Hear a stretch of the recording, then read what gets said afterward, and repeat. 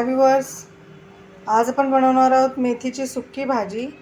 त्यासाठी इथे मी 2 गड्ड्या मेथी निवडून घेतलेली आहे आणि या मोठ्या भांड्यामध्ये मी पाणी घेऊन त्याच्यात थोडा वेळ भिजत ठेवली, म्हणजे जे ह्याची माती वगैरे काय असेल तर ती तळाशी जाऊन बसेल आणि भाजी जर सुकली असेल तर थोडी टवटवीत पण होते पाण्यामध्ये ठेवल्यामुळे। तर ह्या आहेत 2 जुड्या मेथी। इथे मी घेतलेले आहेत 4 कांदे बारीक चिरलेले, 10 ते 12 लसणाच्या पाकळ्या बारीक चिरलेल्या, 8 ते 10 हिरव्या मिरच्या बारीक चिरलेल्या।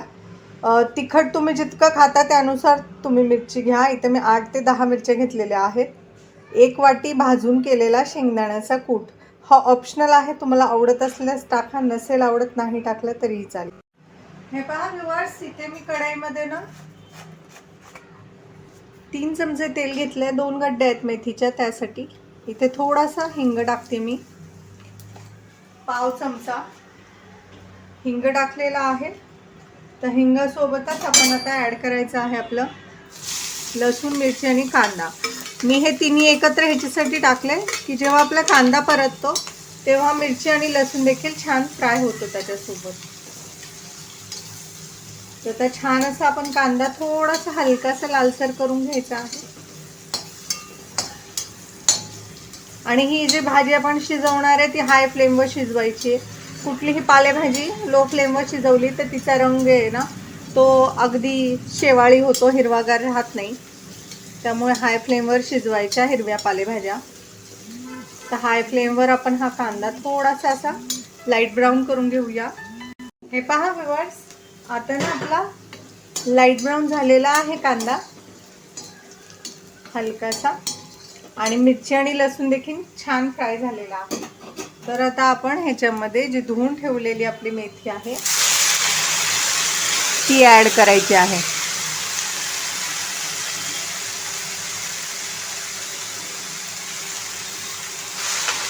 पहा आता इथे ना आता आपण आपली भाजी पूर्ण टाकून घेतलेली आहे 2 जोड्या।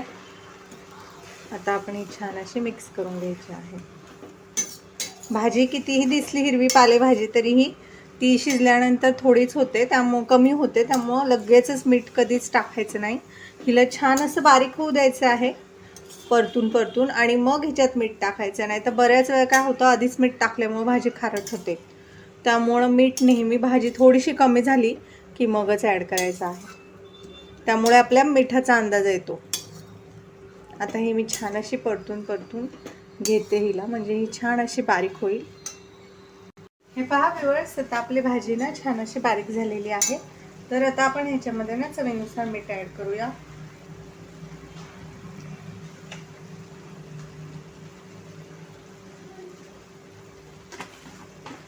आता इथे मी मीठ ॲड केलेलं आहे। तर आता आपण ही भाजी परत अशी मिक्स करून घ्यायची आहे। मीठ टाकलं ना तरी ही भाजी आणखीन पाणी सोडते आणि अजून थोडीशी बारीक होते। भाजी पूर्ण शिजेपर्यंत बऱ्यापैकी बारीक होते। आता आपण ही छान असं मीठ मिक्स केलेलं आहे। आता हाय फ्लेमवरतीच ही भाजी शिजू द्यायची। माझी फ्लेम गॅसची हायच आहे सुरुवातीपासून, त्यामुळे हाय फ्लेमवर शिजवली ना भाजी छान अशी कलर हिचा हिरवागार राहतो।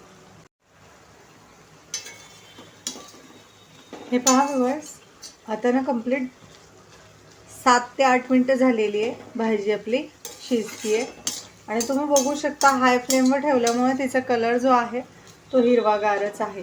तरीही इतकं पाणी शिल्लक आहे, त्यामुळे हे पूर्ण पाणी जे भाजीचं आहे ते पूर्ण आटवून घ्यायचं आहे आणि मग आपली भाजी तयार होईल।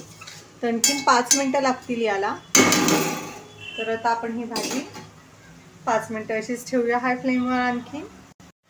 हे पहा व्ह्यूअर्स, आता आणखीन 5 मिनिटं तर झालेली आहेत। आता आपली भाजीतलं बऱ्यापैकी पाणी जे आहे ना ते आटलेलं आहे। तर अगदी थोडंसं पाणी राहिलं आहे, पण हे पाणी पूर्ण आता आटवायचं नाही, एकदम थोडंसं राहिलेलं आहे।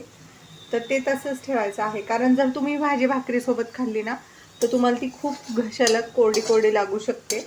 त्यामुळे ना आता आपण ह्या स्टेजला ह्याच्यामध्ये भाजून घेतलेला शेंगदाण्याचा कूट ॲड करायचा, म्हणजे काय होतं ना ही भाजी फार कोरडी पण होत नाही आणि कूट देखील छान मिळून येतो ह्या भाजीमध्ये।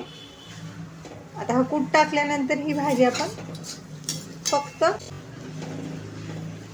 परतायची आहे, अशी मिक्स करून घ्यायची आहे, जेणेकरून ही खाली लागणार नाही आणि ह्याच्यात थोडंफार जे काही पाणी आहे ते हा शेंगदाण्याचा कूट आहे ना तो खेचून घेईल. हे पहा, आता पाणी तुम्ही चेक करायचं आहे पाणी आहे की नाही. पाणी जसं संपेल, हे पहा पाणी पूर्ण खेचून घेतलेलं आहे शेंगदाण्याच्या कुटाने. तर आता आपण गॅस बंद करूया. गॅस मी बंद केलेला आहे. आपली मस्त अशी हिरवीगार मेथीची भाजी तयार आहे. ही मी तुम्हाला सर्व करून दाखवते.